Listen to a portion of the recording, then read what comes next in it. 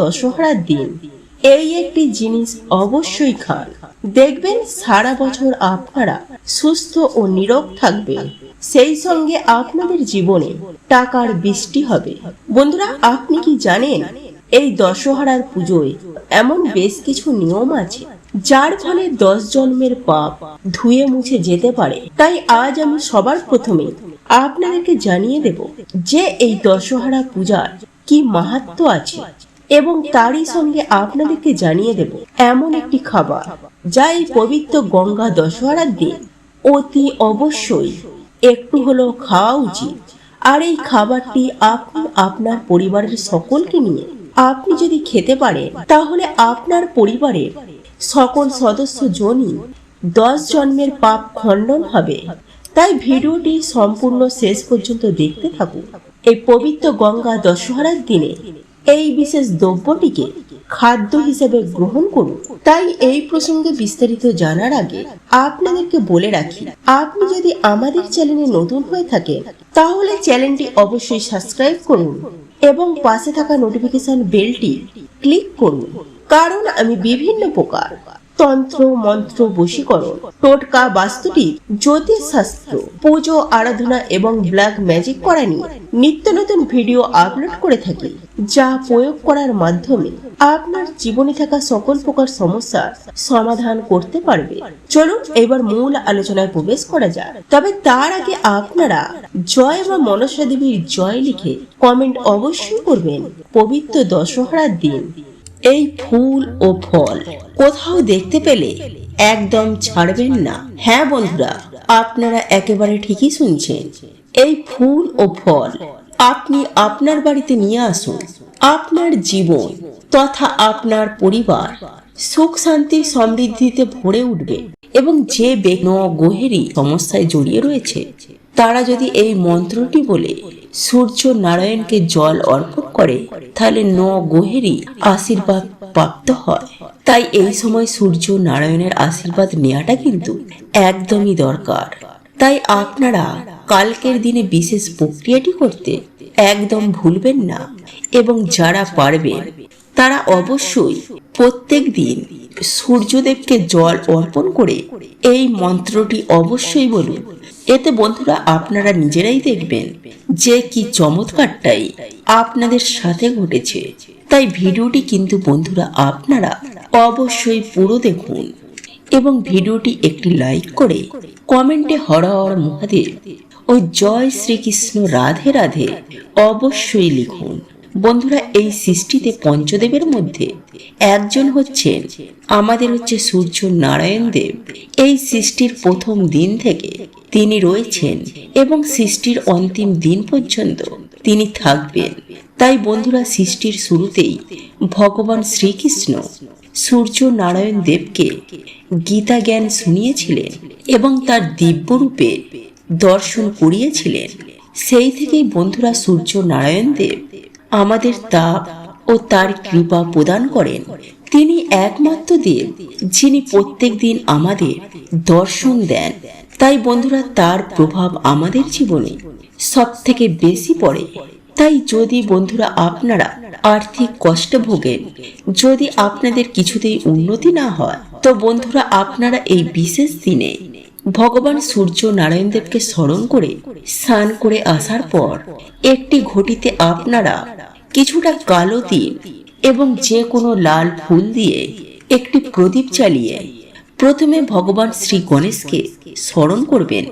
তারপর ভগবান বিষ্ণুকে স্মরণ করে আপনারা একটি আসনে বসে সামনে সেই ঘটিটি রেখে আপনারা 108 বার বা 11 বার সূর্য নারায়ণ দেবের এই মন্ত্রটি জপ করবেন। আর সেই মন্ত্রটি হলো বন্ধুরা, ওং আদিত্য ভিদময়ে দিবাকরে ধীমহি তন্ন সূর্য প্রচোদয়া। বন্ধুরা, এইভাবে এই মন্ত্রটি পাঠ করার পর আপনারা সূর্যদেবকে এই অর্ঘ্যটি নিবেদন করবেন। মানে সেই ঘটির জলটি আপনারা পূর্ব দিকে মুখ করে ভগবান সূর্য নারায়ণ দেবকে স্মরণ করে আপনাদের মনের বাসনা বলে ভগবানকে প্রণাম করে আপনারা এই জলটি অর্পণ করবেন। কিন্তু বন্ধুরা এই জলের এক ফোঁটাও এসে আপনাদের পায়ে না পড়ে, এই সামান্য জিনিসটি বন্ধুরা আপনারা খেয়াল রাখবেন। বন্ধুরা এই দিনে ভগবান শিব ও ভগবান বিষ্ণুর পুজো আরাধনায় এক বিশেষ ফল প্রাপ্তি হয়। তাই এই দিনে বন্ধুরা আপনারা অবশ্যই ভগবান শিব ও ভগবান বিষ্ণুর মন্ত্র জপ করতে একদম ভুলবেন না। তাই পারলে আপনারা আজকের রাতে মহামৃত্যুঞ্জয় মন্ত্র ও মহামন্ত্র অবশ্যই জপ করুন। আর এই গঙ্গা হলেন কলিযুগের পরম তীর্থ। বিশেষ করে প্রত্যেকটি শাস্ত্রেই এই কথা উল্লেখ আছে যে যে ব্যক্তি গঙ্গা পুজো করে, গঙ্গায় স্নান করে, তার সকল প্রকার পাপ খণ্ডনের পাশাপাশি তার জীবনে উন্নতি ঘটে, আর্থিক সমৃদ্ধি, মান সম্মান বৃদ্ধি এবং পরিবার পরিজনের কাছ থেকে পরম সুখ লাভ করেন সেই ব্যক্তি। তাই তো এই কলিযুগে আপনি যদি পাপ খণ্ডন করতে চান তাহলে অতি অবশ্যই গঙ্গা দশহরার দিন গঙ্গা স্নান করে গঙ্গা পুজো করা বাঞ্ছনীয়। যারা এই পবিত্র দিনে গঙ্গায় স্নান করতে পারবে সেটা তো খুবই ভালো, আর যারা পারবেন না অন্তত স্নান করার সময় স্নানের সময় কিছুটা পরিমাণ গঙ্গা জল মিশিয়ে স্নান করতে ভুলবেন না। এবং স্নান করার সময় অতি অবশ্যই ওম গঙ্গে ওম গঙ্গে ওম গঙ্গে এই শব্দটি মুখে আনতে কখনোই ভুলবেন না। বন্ধুরা জ্যৈষ্ঠ মাসের শুক্লা দশমী তিথিতে দশহরা বলা হয়। এই তিথিতে পুজো দিলে স্কন্দ পুরাণ অনুযায়ী এই দিন গঙ্গা স্নান করে দেবী গঙ্গাকে 10টি ফুল এবং 10টি ফল এবং 10টি প্রদীপ জ্বালিয়ে পুজো দেওয়ার কথা উল্লেখ আছে। বন্ধুরা আমি আশা করব আপনারা এতক্ষণে নিশ্চয়ই বুঝতে পেরেছেন যে এই পবিত্র গঙ্গা দশহরা পুজোর কি মাহাত্ম্য রয়েছে। তবে বন্ধুরা এইবার আমি আপনাদেরকে জানিয়ে দেব দশহরা পূজার দিন এমন একটি দ্রব্য রয়েছে, সেটি অবশ্যই পরিবারের সকলকে নিয়ে খাওয়া উচিত। বন্ধুরা আমরা যেসব খাদ্য দ্রব্যগুলো গ্রহণ করি সেই খাদ্য দ্রব্যের মধ্যে একটি অন্যতম এবং লোভনীয় ফল হলো পাকা কাঁঠাল।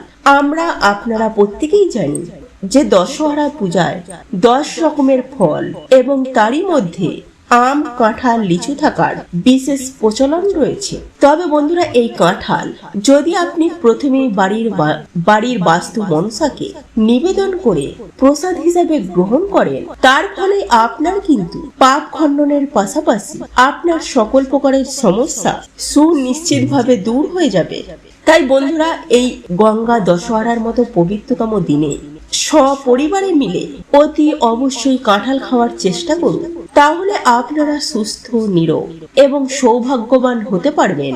এবং সেই সঙ্গে আমি আপনাদের এটাও জানিয়ে রাখি যে আপনারা এই পবিত্র গঙ্গা দশহরার দিন সকালবেলায় কোনো অন্ন গ্রহণ করবেন না। এই দিন আপনারা ভুলেও অন্ন গ্রহণ করবেন না।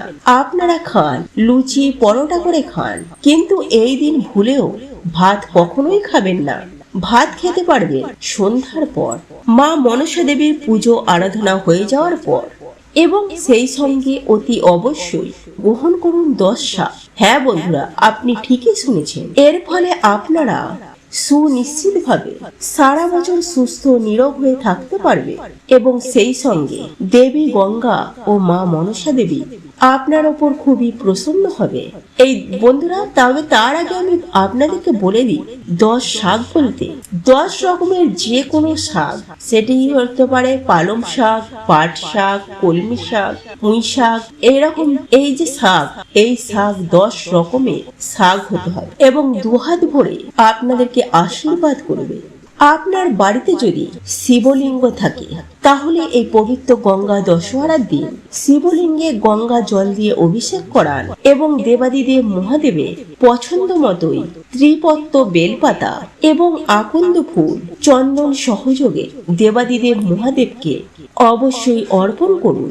কারণ শাস্ত্রে কথিত রয়েছে যে গঙ্গা যখন স্বর্গ থেকে মর্তে অবসরণ করার সময় তার প্রবল জলস্রোতে যাতে এই বিশ্ব সংসার প্লাবিত না হয়ে যায়, সেই কারণে ভগবান শিব তার জটার মধ্যে গঙ্গা দেবীকে ধারণ করেছিলেন এবং সেখান থেকেই ধীরে ধীরে গঙ্গা মর্তে অবতরণ করেছিলেন। সেই কারণে এই পবিত্র গঙ্গা দশহরার দিন গঙ্গা জল দিয়ে শিবলিঙ্গে অভিষেক করাতে পারেন, তাহলে দেবাদিদেব মহাদেব আপনার প্রতি অত্যন্তই প্রসন্ন হবেন এবং আপনার সমস্ত পাপ হরণ করে নেবেন এবং সেই সাথে সাথে আপনার সুখ শান্তি সমৃদ্ধি বৃদ্ধি পাবে।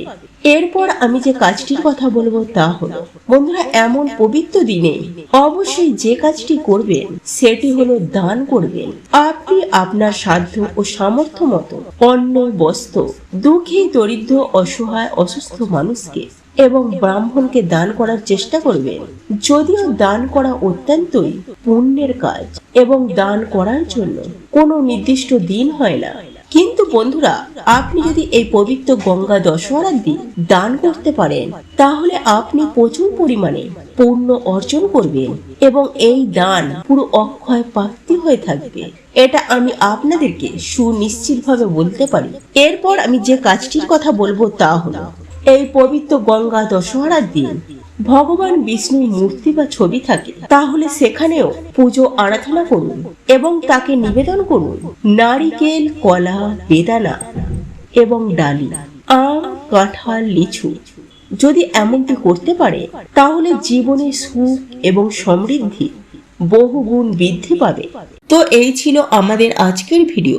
ভিডিওটি কেমন লাগলো তা কমেন্ট করে অবশ্যই নিজের মতামত জানাবেন। ভালো লেগে থাকলে অবশ্যই একটি লাইক করবেন। কমেন্টে ভক্তি, ভালোবাসা ও শ্রদ্ধার সহিত জয় মা লক্ষ্মী দেবীর জয় বা জয় শ্রীকৃষ্ণ রাধে রাধে একটি বারের জন্য হলেও লিখে যাবার জন্য অনুরোধ জানাচ্ছি।